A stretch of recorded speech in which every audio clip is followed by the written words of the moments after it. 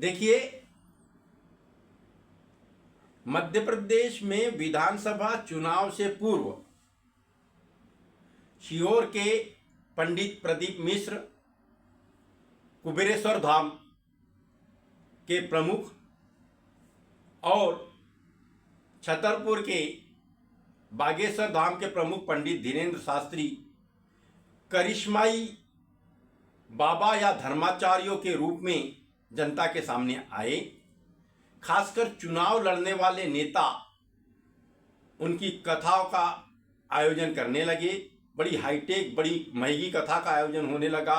लोग कहते थे कि करोड़ों रुपए इसमें खर्च हो रहे हैं, लोग भी लाखों में आते थे।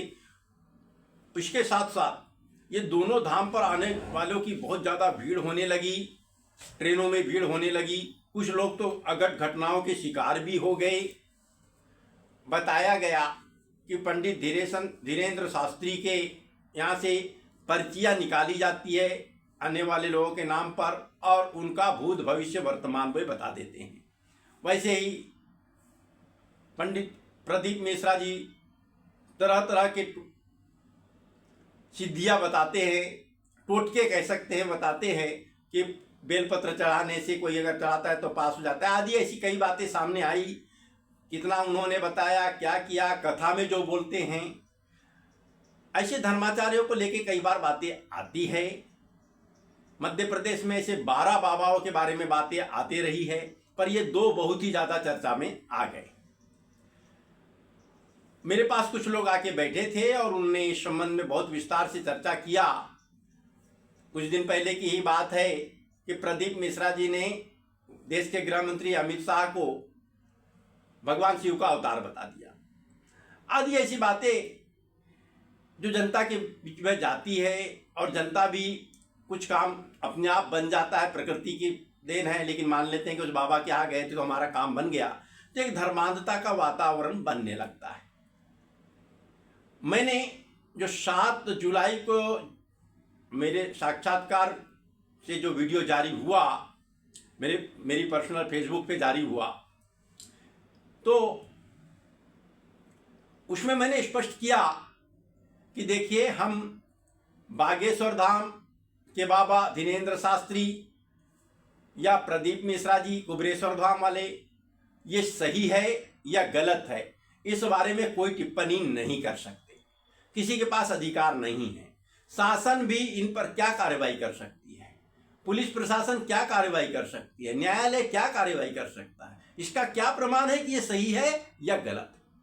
लेकिन लाखों वर्ष पूर्व शास्त्रार्थ की व्यवस्था थी और उस शास्त्रार्थ की व्यवस्था के तहत अब चाहिए कि अखाड़ा परिषद के 13 आचार्य महामंडलेश्वर और 4 शंकराचार्य मिलकर धर्म संसद बनाकर बकायदा शास्त्रार्थ का आयोजन करे और इन बाबाओं को बुला करके उनके साथ शास्त्रार्थ किया जाए। और यदि उसमें शास्त्रार्थ में ये पास हो जाते हैं तो वे प्रमाण पत्र जारी करें कि ये अपने सही हैं, इनका जो धार्मिक भाव है, धार्मिक सिद्धांत है, या जो करिश्मे की बात कर रहे हैं वो सब कुछ सही है, तो और भी जनता इनके प्रति विश्वास व्यक्त करेगी, चाहे दोनों बाबा की बात हो।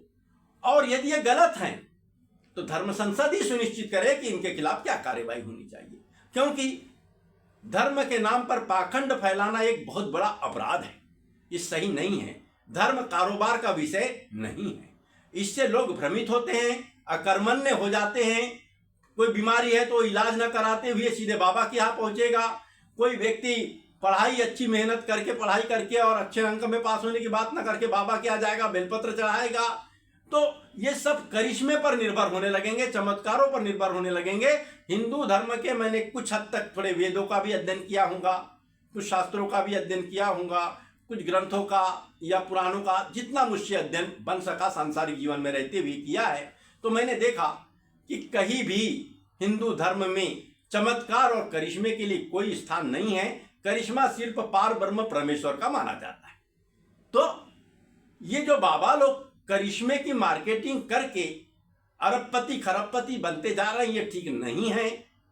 ये सही है या गलत है, धर्म संसद को इसके बारे में स्पष्ट निर्णय देना चाहिए। इससे पूरे देश में बन रहे धर्मांधता का वातावरण समाप्त हो। मैं ये धर्मांधता के खिलाफ समय समय पर आवाज उठाता रहा हूं, और किसी बाबा के खिलाफ नहीं, बल्कि एक सिस्टम के बारे में हमेशा अपने विचार व्यक्त करता रहा हूं। वही प्रकार मैं पूरे देश में पूर्व राजा महाराजाओं द्वारा अब भी अपनाई जा रही सामंतवादी प्रवृत्ति के खिलाफ हूं। और मैंने देखा कि वो सामंतवाद की खिलाफत के कारण पिछले साल 18 जुलाई 2023 को सागर के पास में कुछ सामंतवादी तत्वों ने मुझ पर अटैक करवा दिया था। और अभी हमने जो वीडियो जारी किया, तो कुछ अच्छे विद्वान लोगों ने तो इसका स्वागत किया है, लेकिन ये ऐसे व्यक्ति आए चंद्रशेखर महाकाल नाम के, उन्होंने 9 तारीख को 2 पोस्ट और 10 तारीख को 2 पोस्ट फेसबुक के कमेंट में डाला और उसमें सीधी जान से मारने की धमकी दी, गंदी गंदी गालियां दी। उसी प्रकार उन्होंने फेसबुक के ही मैसेंजर में 2 तारीख को 2 मैसेज डाला है। बहुत ही गंदा मैसेज है, गालियां बहुत ज्यादा दी गई जो आमतौर पर हम सुन नहीं सकते, और जान से मारने की धमकी दी गई है। बहुत ही एक अपने आप में कष्टकारी विषय है। व्यवस्था के नाम पर भी प्रश्न चिन्ह खड़ा होता है। और सबसे बड़ी चीज, कौन जाने कौन है कौन नहीं है, हमको तो सार्वजनिक जीवन में हमेशा बाहर रहना पड़ता है, इसलिए हमने कोलार थाने में इसकी रिपोर्ट दी है लिखित में, और पुलिस कमिश्नर के पास भी शिकायत भेजी है। पुलिस प्रशासन ने हमें आश्वस्त किया है कि दोषी को पकड़कर हम कार्रवाई सुनिश्चित करेंगे। और हम प्रदेशवासियों से, देशवासियों से आग्रह करते हैं कि वे धर्मांधता को समाप्त करने हेतु उच्चतम स्तर पर विराजे धर्माचार्यों की धर्म संसद के माध्यम से पूर्ण पारदर्शी युक्त वातावरण बनाने और धर्म के मूल उद्देश्य को कल्याण भाव के साथ स्थापित करने में अपना योगदान दे। धन्यवाद।